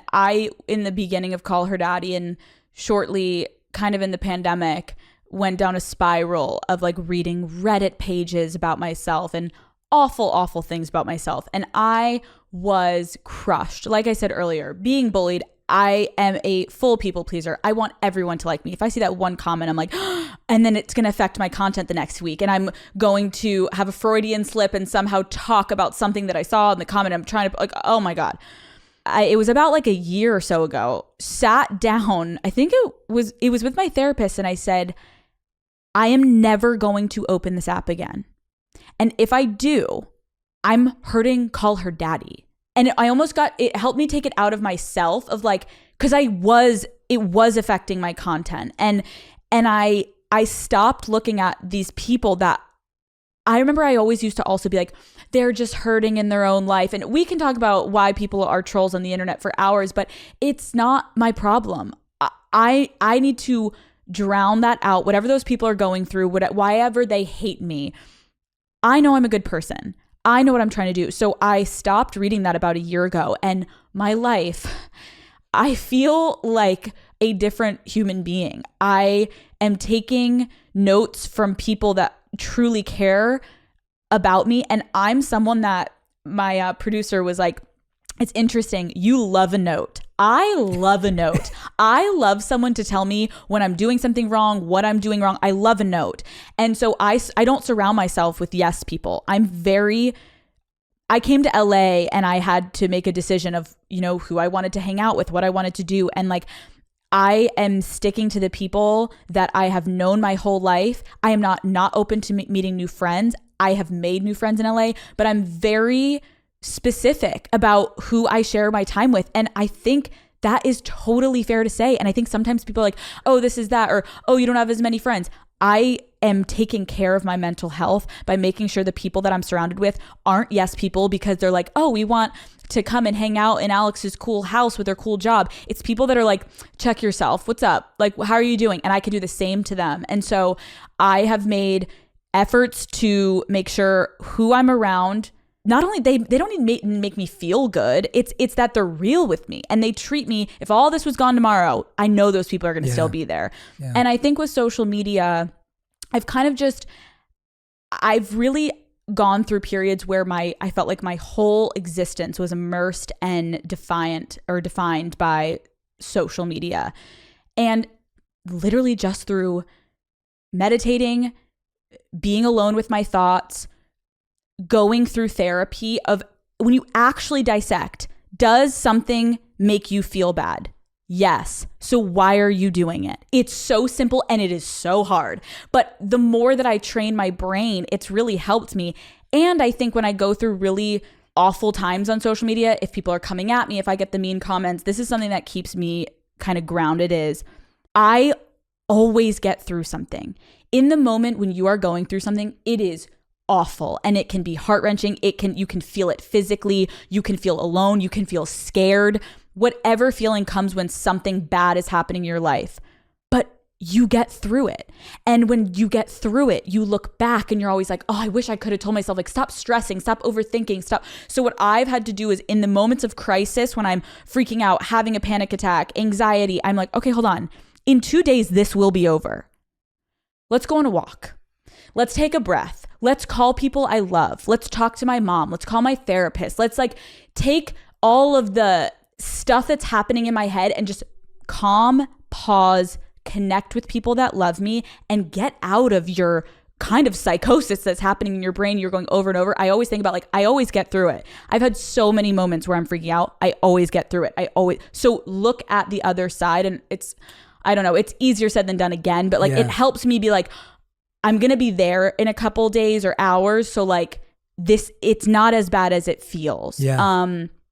I don't know if that makes any sense. Yeah, it does. It does. I think what you're describing is everything is simply a pattern of thought, right? It's just a pattern of thoughts. And the current pattern of thoughts we all have are not serving us. They're not helping us. They're not improving our lives. And the hard part is knowing which thoughts to change and then how to change them. And so the tools you just gave us were really simple ways and practical ways that anyone can start changing their thoughts. And if we just understood that simply by changing your thoughts, you can transform every human experience in the world, whether it's sitting in a cold plunge and you're just changing your thoughts, whether it's doing a hike in the morning, whether it's just getting to the gym, right? Whatever it is, it's just changing your thoughts. Totally. And it's beautiful to hear you figure that out and work through that. Also journaling, I've had when I go through really hard times, I always journal during and after. And then when I'm going through a crisis again, I'll read the after and even the during. And I'm like, I was spiraling. Look where I am now. I'm sitting on the beach. I'm driving to work. Everything's okay. Yeah. We get through. I have gone through people dying and it's it is the worst. It is the worst, but you have to find a way to keep going. You have to find the positive, right? And I have a lot of friends connected through trauma of things that happened in our childhood. And it's I had my two best girlfriends come and visit me and they were with me for a week. And we were just talking about life. How am I going to keep going? But then you remember the moment after that where you're laughing on the beach with your friend and you're like, imagine if I didn't keep going. I wouldn't have this beautiful moment with these people. And so it's always trying to look to the other side. And if you can get there, you can take that breath and be like, thank God I hung in there. Yeah. What's a belief that you think you've had about yourself that you think led you down the wrong path? Is there a specific belief that you once had about yourself that you think kind of went the other way? You just said, sometimes you have to push through. Right. But sometimes we carry a belief about ourselves and we end up somewhere we don't want to be. I think because of things that have happened publicly, and there's so many things that have happened publicly for me in my career, I would say it really hurts me when people assume I'm a bad friend. My entire life, that has been the one thing I have felt I'm proud of myself for, truly. My friendships are so valuable to me, and I take such pride in those relationships. And when you have public things and it happens to happen with a woman, it's like the person that comes out on top is the villain, and then the person that didn't is the victim. And I'm not like going at anyone saying that they're calling themselves a victim. I'm just saying that's how the public perceives it. And so as a woman, it upsets me. And I would find myself really struggling at times being like, I know I'm a great friend. Like I had a friend recently say to me, because she's going through something, and almost like through the tools of my show and therapy, she mentioned to me, she was like, I've never felt you being a better friend than in this moment. Like, I can't thank you for how much you're taking on for me. And I was like, I'm in a good place right now. Like, it's all I can picture doing is helping a friend and being there for someone, because you've been there for me when I've been at the absolute bottom. That's how friendship works, right? And I think friendships are so beautiful because you have to choose to keep it moving, keep it strong. A romantic relationship, it's there. You're together all the time. Friendship, that's hard. My friends live across the country. My 3 best friends do not live in Los Angeles, California, and it is a constant effort. And they know me just as much as I know them, and we have been through so much together. But I think that kind of ate at me, and I'm sure you've had it, of like, there's nothing worse than when someone believes something about you that you're like, oh, like I want to prove that's not true. And I have so many things that could prove that that's not true. But I've had to work on in therapy of like, I can't please everyone. And do my friends know I'm a good friend? That's all that matters. Yeah. The internet thinking I'm this or that, like, if you like my show, you're going to listen, but you're not listening because I'm a good friend. So it's like, I need to prioritize knowing who I am, knowing how deeply I feel for these people that I consider family. That's all that matters. And I don't need to prove that. But I definitely went down moments of like, oh my God, am I trying to talk about this in an episode and prove? It's like, Alex, if I tried to whack-a-mole everything people think about me, I'm not going to get done interviews. I'll be just doing solo episodes for the rest of my career. Yeah. So that was something that was kind of hard. Yeah. And there'd still be something about your explanation that wouldn't be enough. Yep. I found that, I mean, I was asked in a podcast a few years ago, someone asked me the question, what's something you used to value that you don't value anymore? And it was a really great question. And we have the video of it. And I'm like sitting there thinking about it. And you can tell it's, you know, when you ask a question and you actually have to think rather than like you've got a million things to say. And I said, being understood. I was like, I just don't value being understood anymore, because it killed me. That desire I had, and I get that people, it's like for years, I just wanted people to know I was a good person and that I had pure intentions and I was trying to serve the world. And I was like, you know what? No one's going to give me the benefit of the doubt. No one cares. And at the end of the day, I have to lose that desire to be to be understood, because most people are going to misunderstand me. And that's okay. It freed me. That is so beautiful, because I relate to that deeply. And I love that you're saying that, because being understood is so overrated and exhausting, because who you're mostly trying now in the age of social media to be understood by is people you don't even know. Yeah. And what about the people you do know? How much time are you putting? It was a measure for me of, am I putting more effort into the people I don't know than the people I do know? That's check yourself, because I've done that to myself. And I love that you said that, because when you get to that point, it is so freeing, because you're like, I'm me. I don't need, if I say something people take the wrong way, I don't need to now be like, oh my God, I promise I'm a good person. No. You either know or you don't. And I'm not going to run around and chase people and try to convince people of my character. I go to sleep at night. I know I am a good daughter, a good partner, and a good friend. And I know I am not perfect by any means, but I am trying every day through therapy, through just looking inward a lot and trying to be with my thoughts and being more present with the uncomfortable silent moments, trying to just be a better person. And I think it sounds corny even when I say it out loud, but like, what else are we here to do? You know what I mean? Like, are you good with the people you love and who love you? That's kind of all that matters. And the rest is noise. And we have huge platforms and it's so great. But if all of it ended tomorrow, I would be okay. Yeah. And I don't think I could have said that a couple years ago. And I don't want it to end. I love you all. But it's a good feeling, because then I can really put all of me into the podcast, because it's like, I'm going to be me.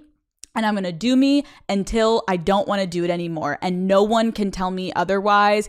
You know what I mean? So it's kind of a freeing feeling. Yeah. And here's what we know. We know that the people that do listen to us every week, they do know us. Like I feel so seen, heard, and understood by my community that listens to me here.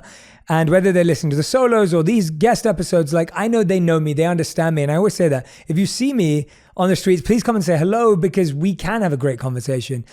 But at the same time as that, one thing I do know is that I read a study that said you have to spend 200 hours with someone to consider to know them deeply. And I started thinking about who in the world have I spent 200 hours with? Whoa. And I started to realize it wasn't that many people. And that wasn't something that made me sad.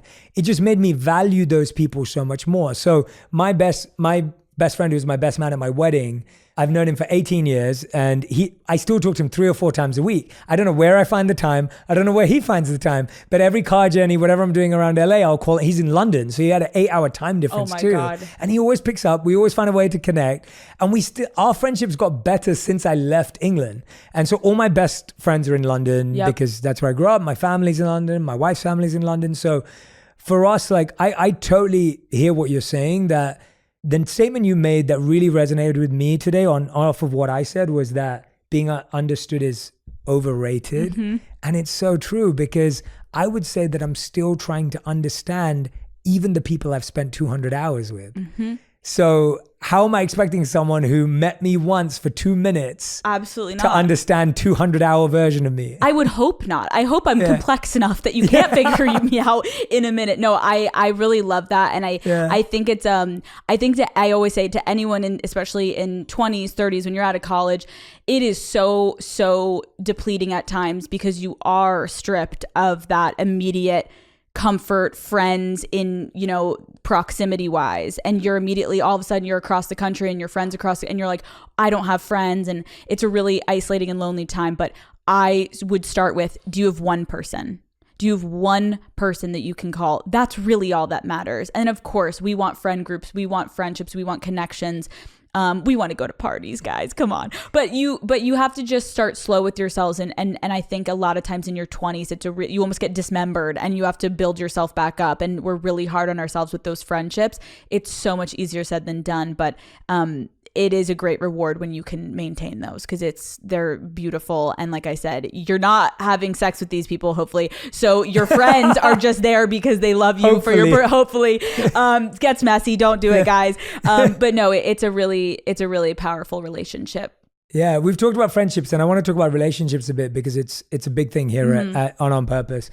And I'm asking this because for me, and this is what we do, right? And this is why I'm very clear on this. And this is one of the best skill I learned from training to become a coach, was to not project my intentions onto other people's actions. So what we often do is when we see someone who does the same thing as us, we assume they did it because of the same reason as us.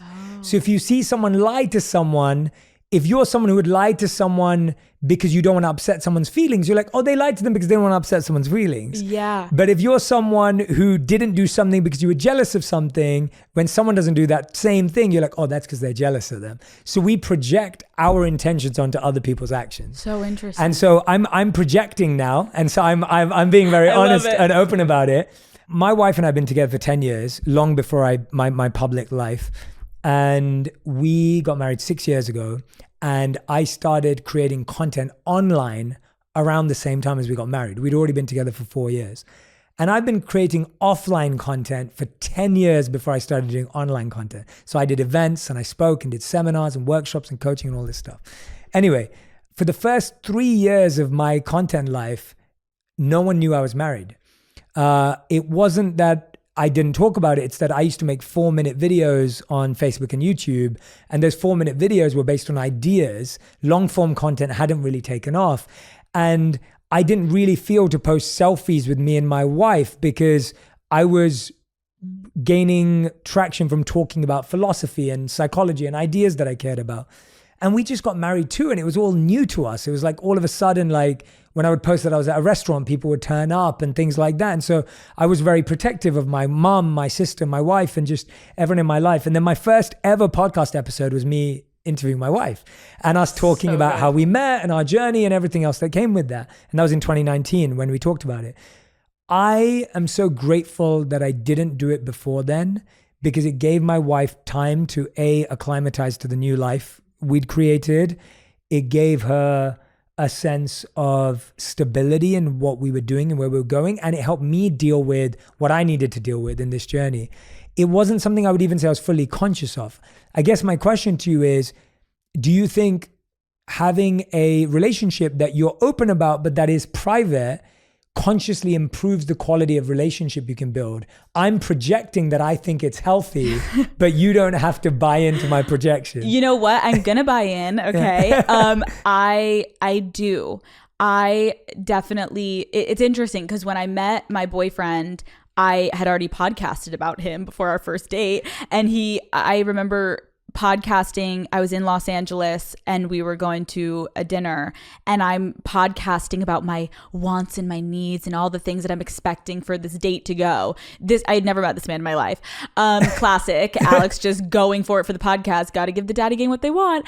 And I show up to the date, and halfway through I'm like, oh, you're going to be on next week's episode. And he's a very private person, and he was like, what? And I was like, it's going to be so good. And then I'm going to go back and record whatever happens at the end of the night. And he was like so shocked. I will say, I think he thought it was quite charming. I love how men are always like, oh, I don't want to be on. They love being on.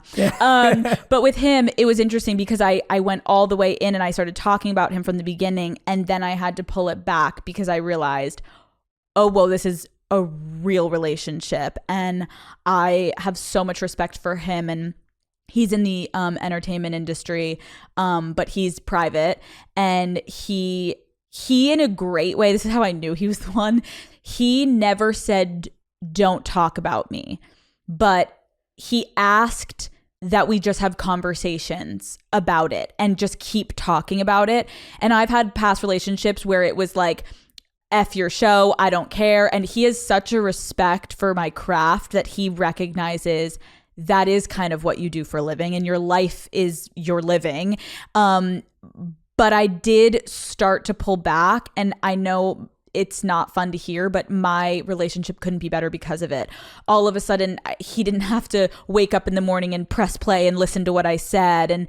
And we weren't getting DMs about our relationship. And it really allowed us to just be present of, hey, do we like each other? Yeah. I've said to people, and I'm not judging people that post on social media with their partner. I always just like to check myself, and then I just tell people what I'm doing. And if you want to, do it too.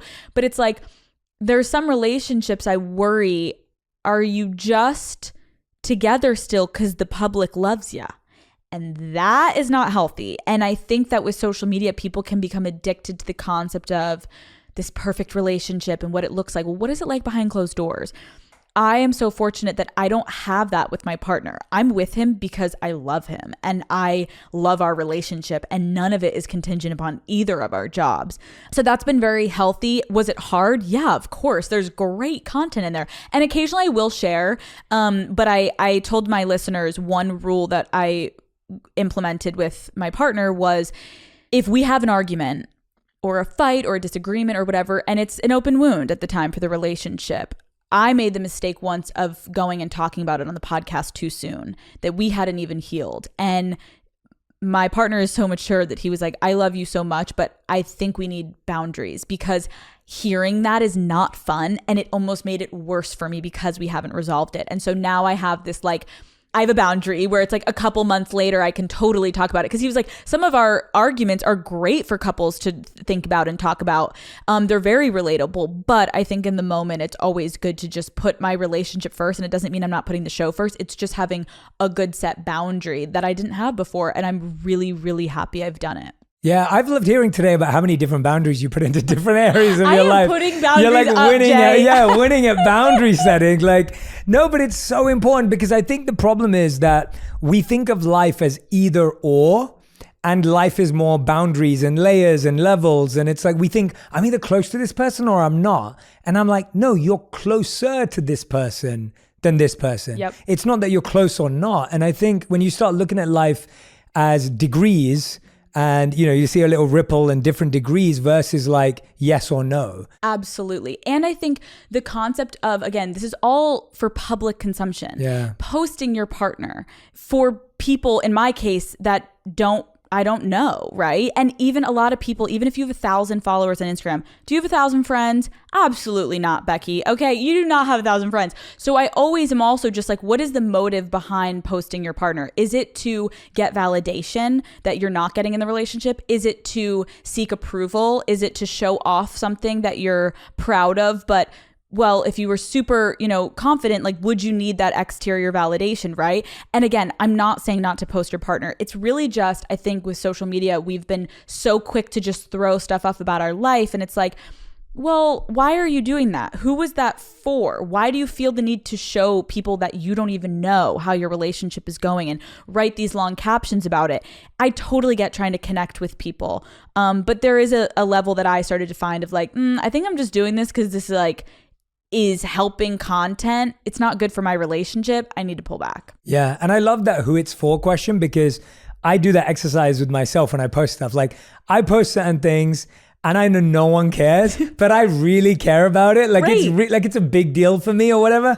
And then I'll post it and I'll already tell the team, I'll be like, do not look at the likes, do not look at the comments. I know it's going to do terribly, but it's really important to me. And I want it to be out there because to me, that's really, really, powerful. And obviously we only put out things that we think are powerful, of course, but there are certain things that I know no one cares about apart from me. And at the same time, I think for me, what I was getting at was that 3 years of being married for me and my wife gave us a sense of getting to know each other in that way without having to deal with any opinions, like right now, all we ever get when we post anything is just, you guys look like brother and sister. No, stop. And I'm like, that's not what I would have wanted to hear when we just got married.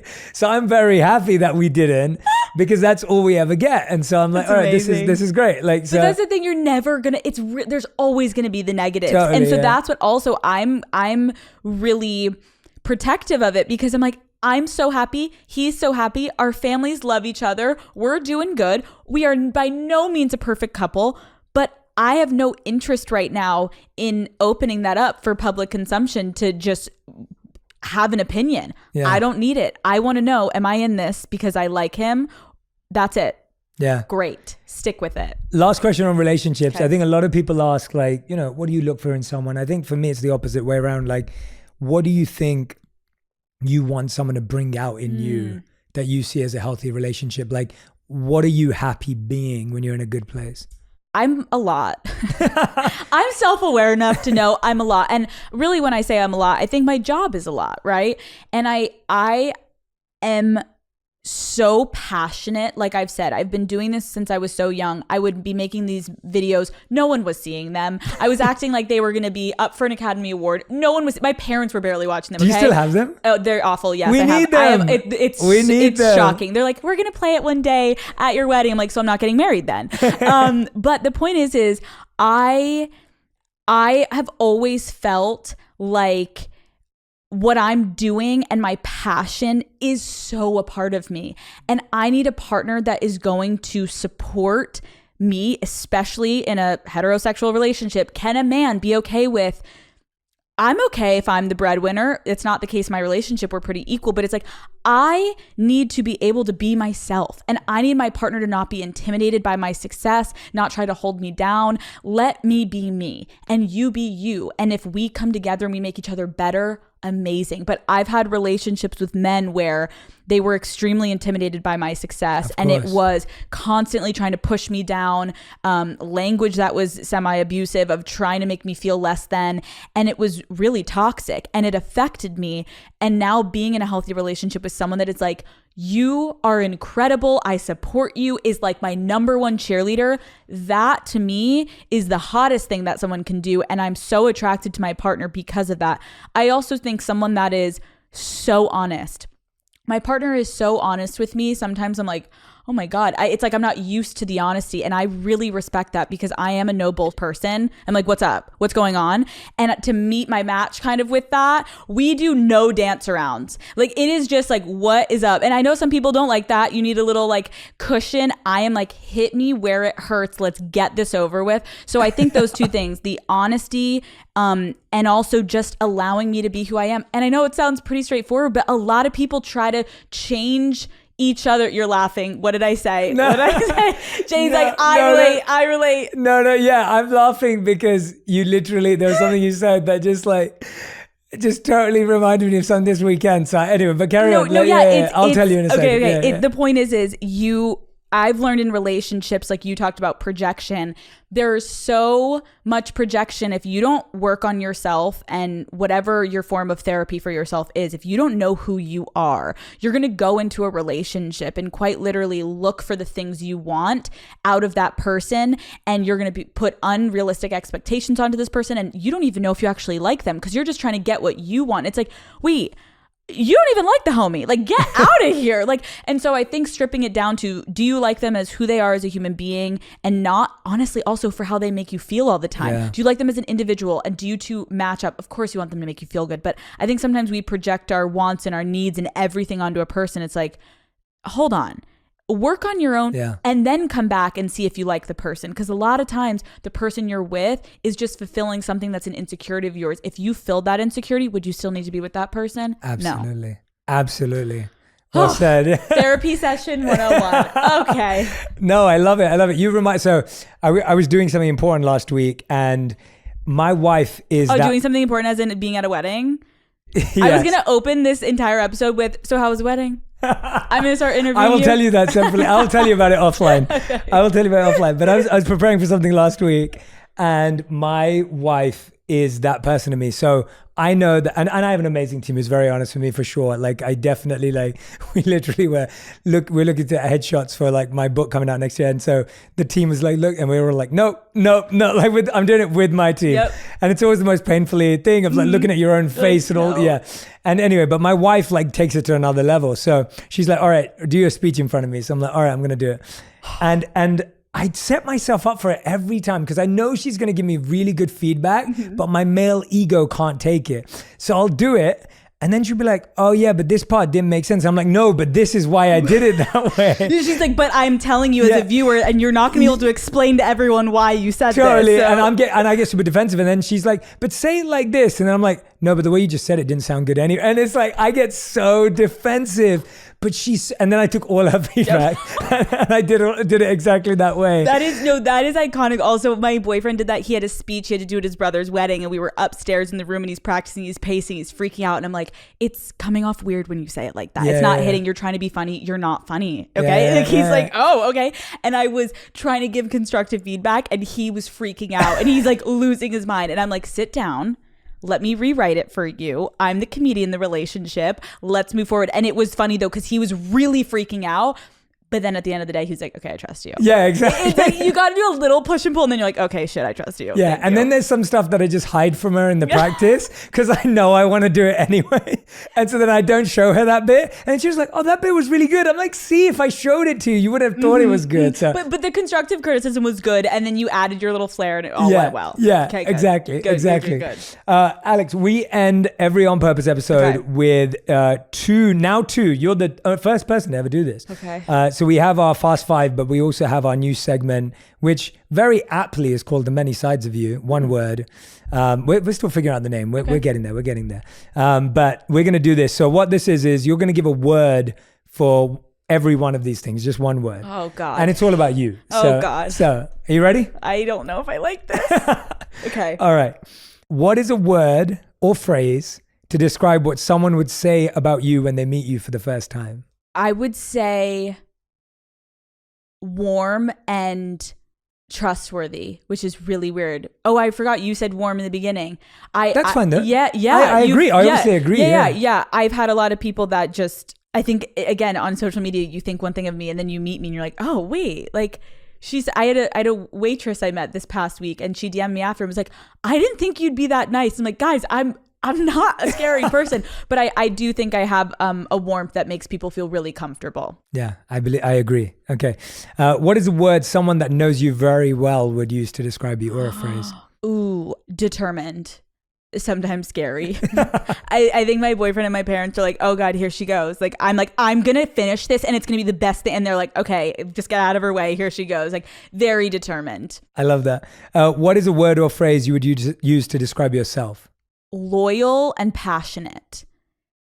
Those two things like resonate so much with me in two completely different ways. But a part of who I am truly is my craft. And I'm so passionate about it. Even if I made no money on it tomorrow, I would go back. I would still be making content. And I'm also passionate about anything I'm doing in my life. I have to be passionate about my family, my relationships, my friends. And loyalty to me is number one. I respect anyone that's loyal. And to me, it's like the number one thing on the list of something in a relationship that I look for, and I take pride in being loyal. I love that. That's beautiful. I love those qualities. Thank you. Easier than asking you what your values are. I like it. Yeah. What is a word that maybe someone who doesn't like you would say about you? Ooh. How would they describe you? Cocky. Mm-hmm. Damn right. Damn right. You gotta be. It. You gotta be. It. And the last one, what is a word or phrase you're trying to embody? Something that you're working on right now? Intentional. Mm-hmm. I really am trying to, in every aspect of my life, always ask, what is the objective? Try to be more intentional about things, because I think when you do things with care, everything is better. People feel better about it. Mm-hmm. You feel better. And also there's a different radiating effect when you're intentional about things. So whether it's in my relationships or my craft, like I'm very trying to be intentional, especially this year. I love that. That's a great word. This is a good game. That was great. You did good. You did good. All right. These are the final five. But before we do that, I want to ask you, Alex, like, was there anything that you shared anything you haven't shared today that you really wanted to share, or something you wanted to talk about? And I'm asking this online, offline, as just to honor you in terms of if there's something that we've missed, or do you want to dive more into like, and I'm happy to, because I could talk to you for hours. I have no time limit. I'm happy to dive into you with like talking more about the entrepreneurship side and the craft side and the business side. I mean, I think in a really cool way. I didn't know where this was going to go today, and I'm really happy. I hope that who I am behind the camera kind of came out today. And I guess I would just say to anyone listening, and this is not like a plug for my show, it's more like I think this year I've tried to start, especially when I'm sitting down with people, to give people the benefit of the doubt and a chance to hear, even if I have misconceptions about someone. And so I just hope anyone listening, if you maybe had a judgment about Call Her Daddy back in the past or of me, I ask just to be open-minded and kind of just give it another chance, because one, I think everyone deserves that. And two, I really am proud of what I'm doing, and I'm proud of the show and the direction it's taken. Not to say that I'm not proud of the past, but I think people would be surprised at where it's gone and how much it's grown. And I just would ask for a chance and give it a listen. And that's it. I love that. I love that. And you're doing it. And honestly, from like I keep saying, you don't need it from me, but whatever it's worth, it's like, I just love watching people grow and try new things and take risks and like do something that's fresh and new. And then everything you said about impact and responsibility, and even the interviews you have done, like for me, it's beautiful to watch that. And so, congrats, not on this external success, of course, on that, but more on like doing the hard thing, right? Like that's what's more interesting to me. And I think as a creator and as a host, it's like doing the hard thing. It's like to keep feeding whatever everything on everyone wants is easy. But to actually switch and say, I've changed, I've grown, I've evolved, and this is where I'm going now. That's where so many people at 50, 60, 70 years old feel so empty, because for the last 25 years, they just did what other people wanted them to do. Totally. And it's like, you got to go for it. I just don't want to be in that position. No. Anyone listening, if you've wanted to do something, you got to go for it, because we have literally no idea how much time we have here. And that's what I'm doing with this, especially this season. I'm like, I'm going for it. I believe in something. I'm going to go for it, and I'll handle whatever comes with that. Yeah. I love that. All right, Alex, I've got 5 questions left for you. These are the fast 5. Okay. Alex Cooper, these are your fast 5. Okay. Question number 1, what is the best advice you've ever received? Oh, this is so generic, but it's so true. It's from my mother. Be yourself. in a world of people trying to tell you what to be, what to do. Be yourself, know yourself. And the journey of knowing yourself is going to be just as long if you're going to know yourself or you're going to go with what people want you to be. Be yourself. It's so much more rewarding at the end of the day. I love it. All right. Second question. What is the worst advice you've ever received? Be quiet. Where would that have gotten me, guys? I mean, a microphone, myself, here we go. Don't be quiet. Speak your mind. Go for what you want and bulldoze through doors. Question number 3. What position did you play in soccer? Center midfield. Okay. All right. That's Yes. cool. I was center attacking midfield. So. That's great. So, Also, sometimes yeah. I would go on the flanks. Yeah. Basically, my role, for anyone who doesn't know soccer, my position would let Alex's role do all the running. Yeah, thanks. Thanks a lot. Yep, I love to run. Yeah. I have to, I don't know if you've been, I recently invested in Angel City FC. And so I would love to take you to a Oh game. my It'd be so God, fun because totally. I grew up obviously wanting to play soccer professionally and I was never good enough. Right. But my sister loves soccer too and she played. And I was just like, if I ever have a daughter, or I was like, I want her to have the opportunity. So It's that's why I such a invested good in, sport. Yeah, It's- oh my and God. they're so good. So they're fun to watch. So So anyway, fun. we have to figure that out. Thank All right. you, thank you. Question number 4. How would you describe your current purpose? My current purpose is to use my platform to hopefully empower and unite women, also underrepresented communities, and try to elicit change. There's a lot we got to do right now, and specifically with women's rights. And so I would say my purpose is trying to use my platform to excite people for change, not scare them. This is an exciting time. It is a great time to have a vagina. We have to look at it that way, or we're only going to regress and keep getting pushed backwards by men. So it's like, let's use our vaginas. Let's vote with our vaginas this year. Okay. I don't think anyone's probably said vagina this many times on your podcast. And Definitely not, yeah. It's to inspire and bring people with me on this journey of educating myself and taking my education public. Love that. And I'm with you. Whatever help I can give. 5th and final question. If you could create one law that everyone in the world had to follow, what would it be? Abortions are legal. Well said. That's Thank a you. real law. Thank you. That's a real law. Yeah. Now let's put it back where it was. Yeah. Thank you. Amazing. I Thank love you. it. Alex Thank you. Cooper, everyone. Thank you Cool. so much for having me. Oh, no, thank you. That was without a doubt, I think, the most fun I've ever had. That was so much fun. That was unbelievable. I am That honored was to have been here. amazing. Thank you for giving me the time and the space and your No. platform. This is amazing. No, I'm so grateful, honestly. Thank That you. was smart, funny, intellectual, thoughtful, deep. I mean, it was Wow. every emotion I want to feel on any given day. Yes, And yes. you were just an absolute, I don't know what the right word is. Like, you're a maverick. Like, it's just, it's amazing also I love witnessing high performing people in this way, and like watching you, I'm like, this person's such a pro, like just unbelievable, like just phenomenal. you. It's So so are you. beautiful to So are watch. you. Yeah, it's Thank you. amazing. So thank you. If you want even more videos just like this one, make sure you subscribe and click on the boxes over here. I'm also excited to let you know that you can now get my book, Think Like a Monk, from thinklikeamonkbook.com. Check below in the description to make sure you order today.